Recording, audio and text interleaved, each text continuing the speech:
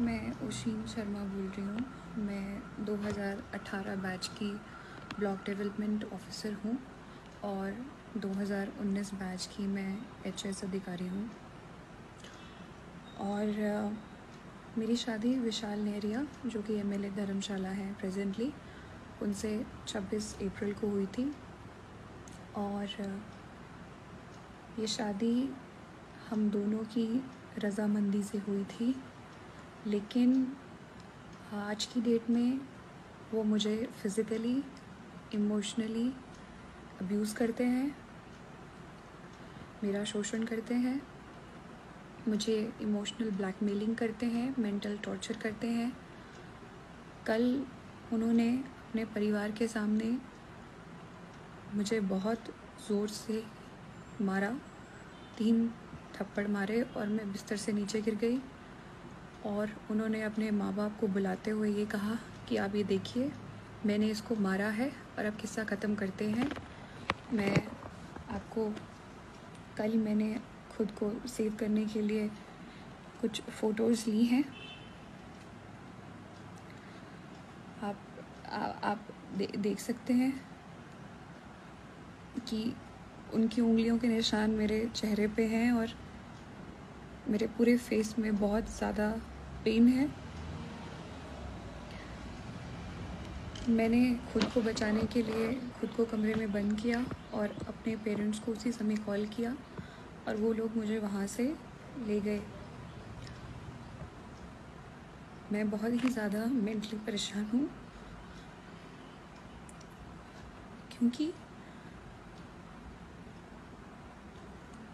College में हम लोग साथ थे, लेकिन उसके बाद इन्हीं हरकतों की वजह से, क्योंकि कॉलेज में भी ये मुझे मारते थे, मैंने इन्हें छोड़ा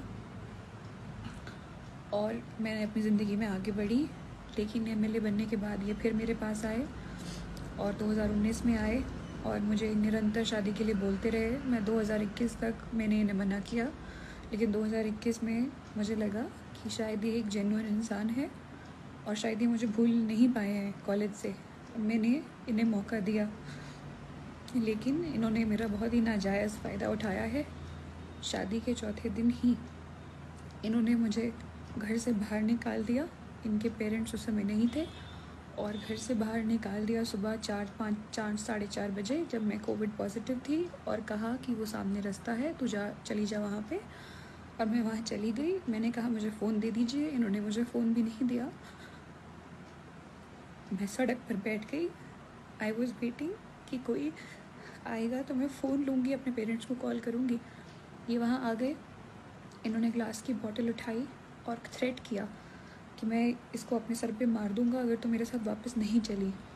उस ब्लैकमेलिंग के बाद मैं घर चली गई इनके साथ वापस। मैंने कहा आपकी मम्मी को पता होना ज़रूरी है।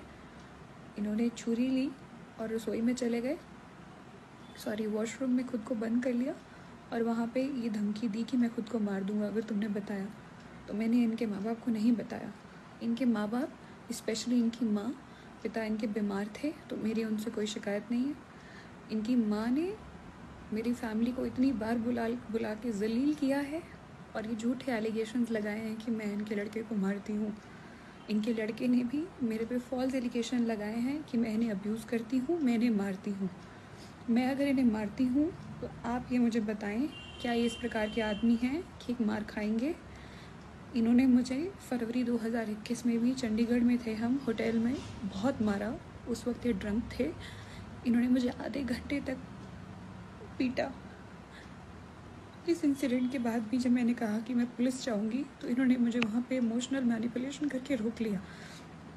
जब मैंने शादी से मना किया तो इनकी माँ और मासी दोनों मेरे ऑफिस में आके इन्होंने भी यहाँ इमोशनल ड्रामा किया और वो रोई।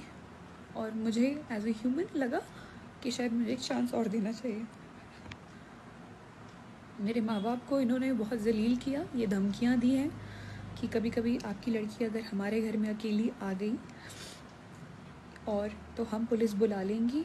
और ये सुपरस्टिशियस बातें करते हैं ये लोग। चेले को बुलाएंगे, उसको बुलाएंगे, वो बताएगा कि इस लड़की ने हमारे बेटे को मारा है कि नहीं। इनकी मदर को ये नहीं पता कि ये मुझे किस तरह से थ्रेट करते हैं, इमोशनल ब्लैकमेल करते हैं कि ये खुद को कुछ कर देंगे और मेरे सामने सामने इन्होंने खुद को सर पे स्टील की बॉटल भी मारी। जिस रात मैंने इनसे ये पूछा, जब इन्होंने मुझे बताया कि सुबह इन्होंने और इनकी मम्मी ने कहीं निकलना है, तो एज अ वाइफ मैंने सिर्फ इतना पूछा कि आप कहाँ जा रहे हैं। इनका कहना था कि माँ ने मना किया है बताने से। मुझे गुस्सा आया, मैंने इन्हें झंझोड़ा कि कम ऑन, आपको मुझे बताना चाहिए, I am your wife, I am your partner, I must know. ये उठे और इन्होंने स्टील की बॉटल अपने सर पे मार ली। उस स्टील की बॉटल में आज भी डेंट है। बाद में ये मुझ में एलिगेशन लगाएगी कि मैं इन्हें अब्यूज़ करती हूँ और मैं इन्हें मारती हूँ। इनकी माँ ने ये तक मेरी माँ को फ़ोन करके बोला है कि आपकी लड़की हमारे लड़के को मरने पे मजबूर कर देगी।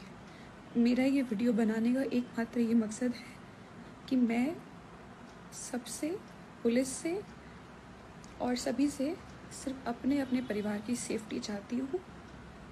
और अगर इन्हें कुछ भी होता है तो I am not held responsible for that, I should not be held responsible for it. ये लोग कोई किसी भी प्रकार का एलिगेशन लगा सकते हैं। Vishal has been forcing me to have a kid. I have told him numerous times that he is not mentally fit to be a father, and he has been forcing me. He doesn't allow me to have a contraceptive also, and मैंने पूरी कोशिश की है कि मैं pregnant ना हूँ इस स्टेज पे, और मैंने खुद को बचाया है। और इसने मुझसे इसी बात पे बहुत बार झगड़ा किया है, ब्लैकमेलिंग की है कि मैं कभी नदी में कूद जाऊँगा, मैं ये करूँगा, मैं वो करूँगा।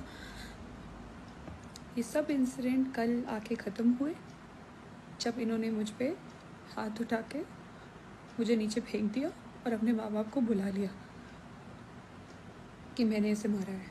मैं अपना सारा सामान लेके अपने माँ बाप के साथ रहता आ चुकी हूँ। आज से पूरे 5 दिन बाद मेरी ट्रेनिंग है हिब्बा में 1 जुलाई से। मेरा ये वीडियो बनाने का बस ये मकसद है कि मेरे पे कल को इस प्रकार की कोई एलिगेशन ना लगे, और जिस तरह की मेंटल एगनी और हैरेसमेंट मेरे साथ हुई है वो फ्यूचर में किसी और औरत के साथ ना हो। Being a woman and being a civil servant, बस मेरी यही रिक्वेस्ट है।